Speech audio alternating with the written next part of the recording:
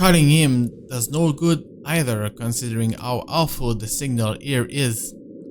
He can't be too far if he's really here, but if he is, he would have already noticed me by now. Instead, there is only silence, the kind too quiet to find any sort of comfort in. Even the trees seem to have fallen asleep with the rest of the mansion, oblivious to what's happening around it, a small island of stillness in the otherwise fast-paced world. No wonder the whole Anselm feels at odds with the rest of Luxburn. While the city is alive, growing every minute, breathing every second and pulsating with life, the village remains unmoving, unchanged. It's not surprising the legend still lives up to this day, and why is she still here, walking its hallowed halls. And beyond me, the mansion looms ominously. But now ain't the time for fear. Even if Ash is not here, I still got to let the Wrights know that what I've seen, what's in their own, and whatever grievance Ash has with them doesn't matter. There might be grounds for imprisonment, but they don't deserve a brutal death at the hands of a malicious spirit. And I'm sure Isabella would want the same thing. I head straight for the door without a second thought. It takes a few rings to sound loud above the foreboding stillness before I hear footsteps on the other side. It's gonna be Anna. God and Bennett, only a Nancy would knock at such an ungodly hour. Nope. It's Luke. Where's that damn butler when I need him? For long.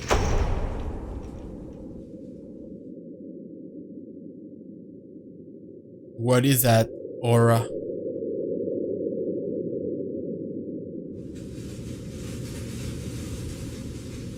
He has a weird aura. Before long, the door swings widely open with Mr. Luke Wright standing behind it. Seething would be a complete understatement to describe him. Like this, I've got no doubt why Ash would find him a suspect. You? How the hell did you get in here? Huh? What in seven hells do you want?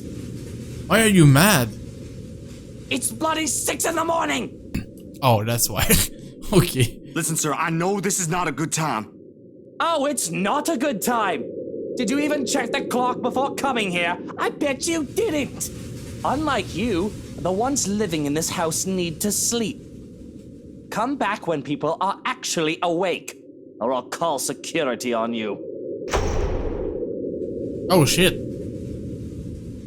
Right? He just shut the door back. Okay. Before I can get a word in, he slams the door to my face and bolts it shut with much finality. Wait, sir, you gotta hear me out. You're both in danger if you stay in there. Have you seen the news lately? Everything's not a coincidence. Only silence answers me. Maybe if it was Miss Wright. Oh, who am I kidding? There are limits to how far a person would believe in you. Then again, I did not believe Isabella when she warned us. And now I'm here, desperately trying to save people even if I'm aware it's completely out of my own capacity to do so. Is this what they call karma? If so, this one horrible way of turning things around. Taking people's lives, playing with people's fear, making them feel useless. You're around, ain't you? You here? Inside this house? Listening, watching, or whatever it is that you spirits do? What did they do to you? I can help you, you know? If it'll let you move on, I'll gladly do so. You don't have to kill anyone. He's trying to talk to the spirit, but nothing.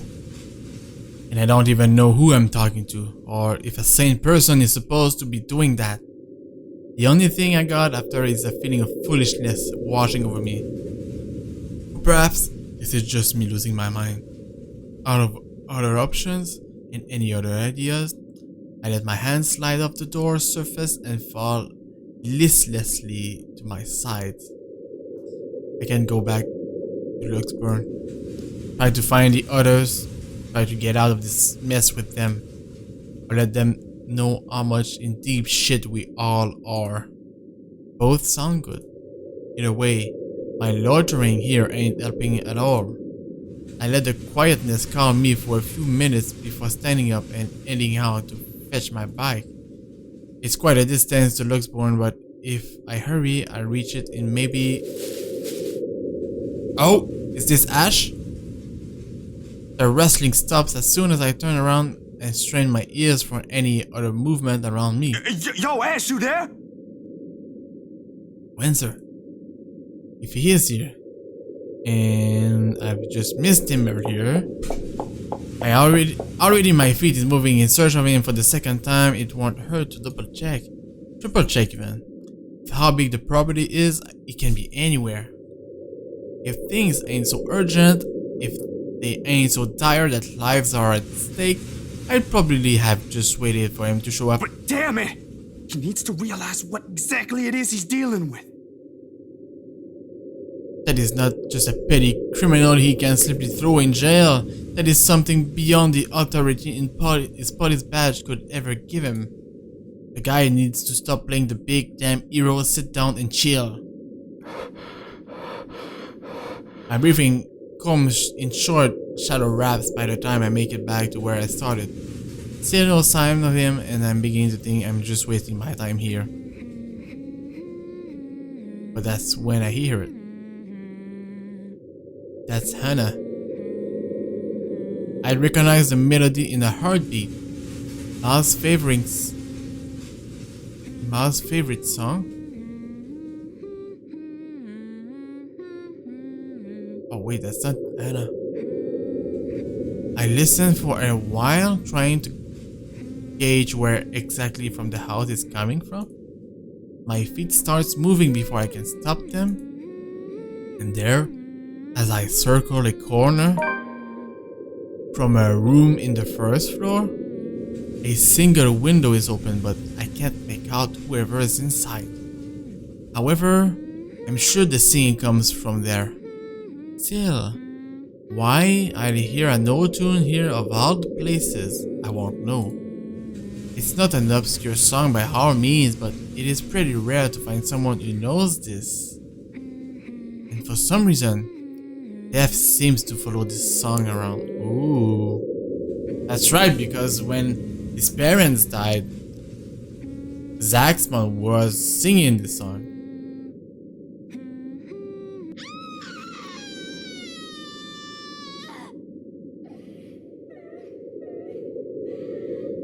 Panic lodges itself at the base of my throat at once. Whoever's humming might be... I don't want to be the pessimist now, but on the off chance that is Miss Right? Shit. I should not just barge in there. I can't put myself in danger before I can save anyone. Ash will tell me so in the exact same words. Might even write me a decision why that is a bad idea if it ain't so lazy. But damn it, god damn it!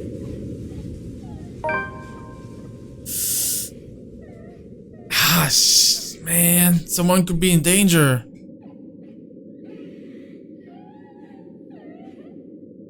Oh man, I feel like if we go into the house, Zach might die.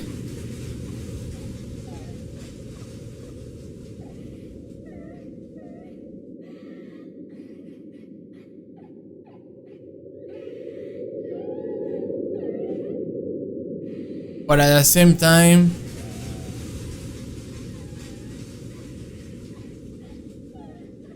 but wait, if my theory is right, Miss Anna is kind of possessed by the spirit, so it might not be a good idea to go in the house. Might be just a trap to kill Zach. Oh man. Wait a second.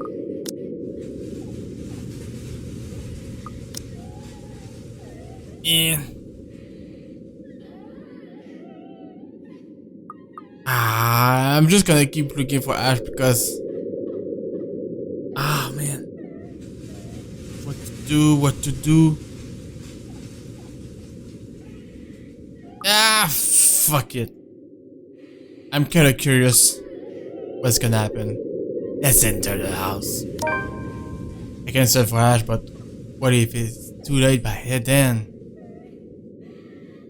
With how big this place is, it can be anywhere, and it's very likely by the time we come back, someone's already bit the dust.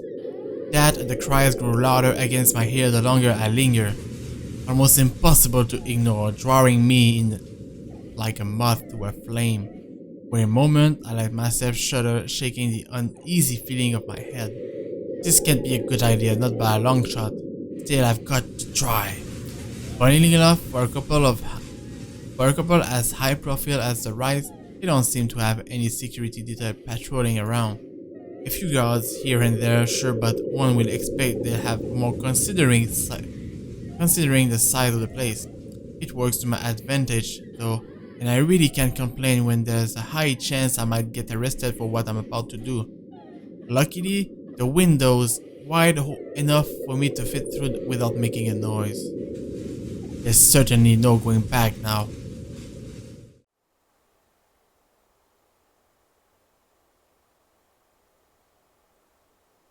Ah, shit, that was a trap. But as soon as I step into the parlor, all of it ceases, while I find no trace of the woman I heard crying like I'm expecting to. The room is still empty at this time of the morning, and I'm left standing awkwardly in the middle of the hush. Maybe she just hid somewhere? Hello? Are you here? I heard someone earlier, and I'm here to help. Hoping for an answer, I let the question hang in the air. But several seconds merely go by without a word or the slightest movement to indicate there is someone in here. Has been here. With the stories I've heard, the things I've seen, it takes effort to keep my brain from going into that line of thought. I'm not going to hurt you. If you're here, say something. Nothing. Am I just hearing things? No, I'm pretty sure I heard someone. But with no one responding, I can't help but feel silly like this. And the awareness that I just trespassed a house for nothing because of some voice prickles at me. Suddenly, the silence feels uncomfortable and a needling anxiety slowly creeps up my back. I should get out what I can. If it ain't there, it ain't there. I don't spare the room another glance when I walk back the way I came. Out the window, leave before someone else notices. I thought I heard a servant moving around here. Turns out it's just a rat scurrying about.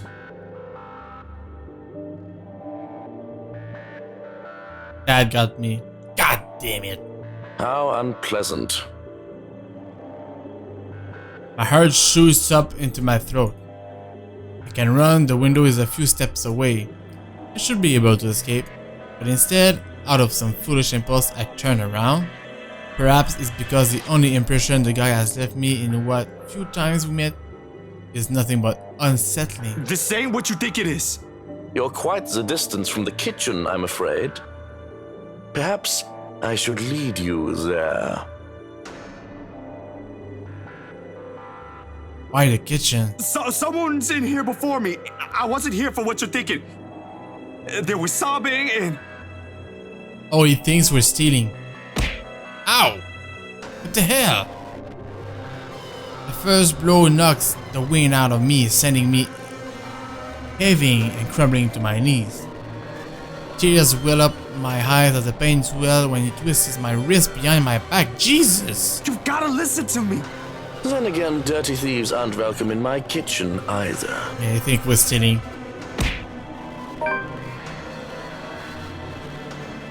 Jesus, he knocked the fuck out of us. Jeez. For a moment, there is only silence and a sudden piercing ache. This time at the back of my head. The room abruptly tilts on its axis, dimming. On the verge of unconsciousness, I can only hear the scuffling of foot, the thud of the door being closed, and that's very suspicious.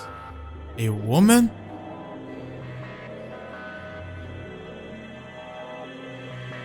Yeah, it's very faint, but you can hear